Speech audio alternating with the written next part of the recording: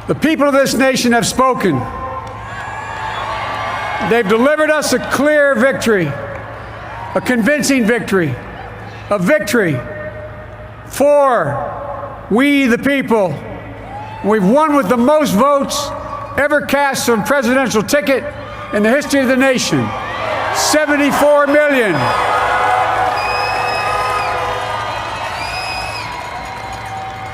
What I must admit has surprised me. Tonight, we're seeing all over this nation, all cities and all parts of the country, indeed across the world, an outpouring of joy, of hope, renewed faith in tomorrow, bring a better day. And I'm humbled by the trust and confidence you've placed in me. I pledge to be a president who seeks not to divide, but unify. Who doesn't see red states and blue states, only sees the United States. And work with all my heart, with the confidence of the whole people, to win the confidence of all of you. And for that is what America, I believe, is about. It's about people. And that's what our administration will be all about. I sought this office to restore the soul of America, to rebuild the backbone of this nation, the middle class, and to make America respected around the world again, and to unite us here at home. It's the honor of my lifetime that so many millions of Americans have voted for that vision. And now, the work of making that vision is real. It's a task, the task of our time. Folks, as I said many times before, I'm Jill's husband. And I would not be here without her love and tireless support of Jill and my son Hunter and Ashley, my daughter, and all our grandchildren and their spouses and all our family. They're my heart. Jill's a mom, a military mom, an educator, and she has dedicated her life to education. But teaching isn't just what she does, it's who she is. For American educators, this is a great day for y'all. You're going to have one of your own in the White House. And Jill's going to make a great First Lady. I'm so proud of her.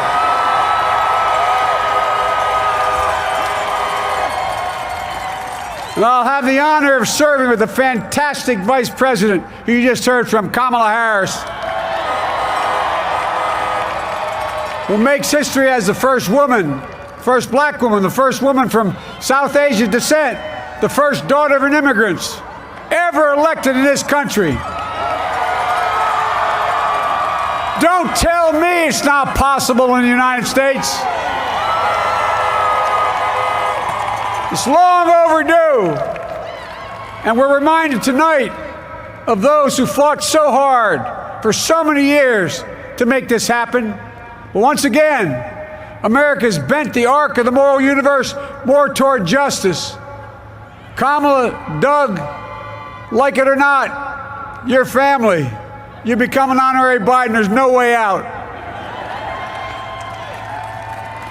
To all those of you who volunteered and worked the polls in the middle of this pandemic, local elected officials, you deserve a special thanks from the entire nation. And to my campaign team and all the volunteers and all who gave so much of themselves to make this moment possible, I owe you. I owe you. I owe you everything. And to all those who supported us, I'm proud of the campaign we built and ran. I'm proud of the coalition we put together, the broadest and most diverse coalition in history. Democrats, Republicans, independents, progressives, moderates, conservatives, young, old, urban, suburban, rural, gay, straight, transgender, white, Latino, Asian, Native American. I mean it, especially for those moments, and especially for those moments when this campaign was at its lowest ebb. The African American community stood up again for me. You've always had my back, and I'll have yours. I said at the outset, I wanted to represent this campaign to represent and look like America.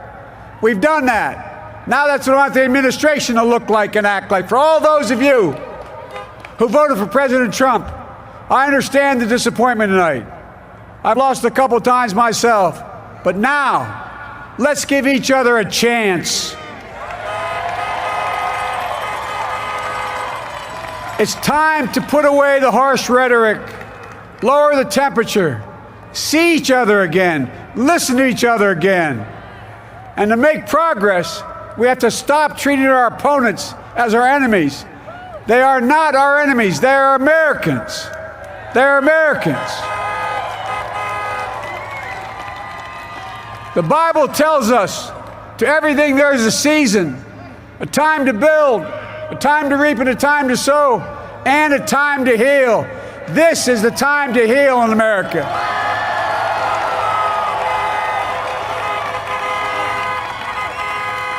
Now this campaign is over. What is the will of the people? What is our mandate? I believe it's this. Americans have called upon us to marshal the forces of decency, the forces of fairness, to marshal the forces of science and the forces of hope in the great battles of our time. The battle to control the virus, the battle to build prosperity, the battle to secure your family's health care, the battle to achieve racial justice and root out systemic racism in this country, and the battle to save our planet by getting climate under control, the battle to restore decency, defend democracy, and give everybody in this country a fair shot. That's all they're asking for, a fair shot. Folks, our work begins with getting COVID under control. We cannot repair the economy, restore our vitality, or relish life's most precious moments, hugging our grandchildren, our children, our birthdays, weddings, graduations, all the moments that matter most to us until we get it under control. On Monday, I will name a group of leading scientists and experts as transition advisors to help take the Biden-Harris COVID plan and convert it into an action blueprint that will start on January the 20th, 2021.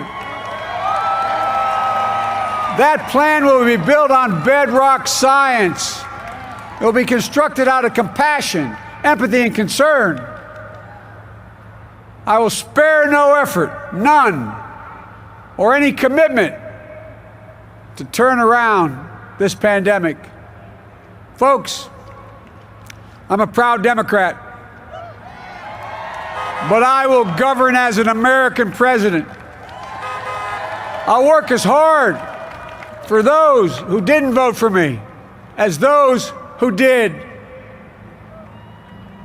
Let this grim era of demonization in America begin to end here and now. The refusal of Democrats and Republicans to cooperate with one another, it's not some mysterious force beyond our control. It's a decision, a choice we make. And if we can decide not to cooperate, then we can decide to cooperate. And I believe that this is part of the mandate given to us from the American people. They want us to cooperate in their interest. And that's the choice I'll make. And I'll call on Congress, Democrats and Republicans alike, to make that choice with me. The American story is about slow yet steadily widening the opportunities in America. And make no mistake, too many dreams have been deferred for too long. We must make the promises of the country real for everybody, no matter their race, their ethnicity, their faith, their identity, or their disability. Folks, America has always been shaped by inflection points, by moments in time where we've made hard decisions about who we are and what we want to be. Lincoln in 1860, coming to save the Union. FDR in 1932, promising a beleaguered country a new deal. JFK in 1960, pledging a new frontier. And 12 years ago, when Barack Obama made history, he told us, yes, we can. Well, folks, we stand at an inflection point. We have an opportunity to defeat despair, to build a nation of prosperity and purpose. We can do it. I know we can. I've long talked about the battle for the soul of America. We must restore the soul of America. Our nation is shaped by the constant battle between our better angels and our darkest impulses. And what presidents say in this battle matters. It's time for our better angels to prevail. Tonight, the whole world is watching America. And I believe at our best, America is a beacon for the globe. We will lead not only by the example of our power, but by the power of our example. I've always believed, and many of you heard me say it, I've always believed we can define America in one word: possibilities.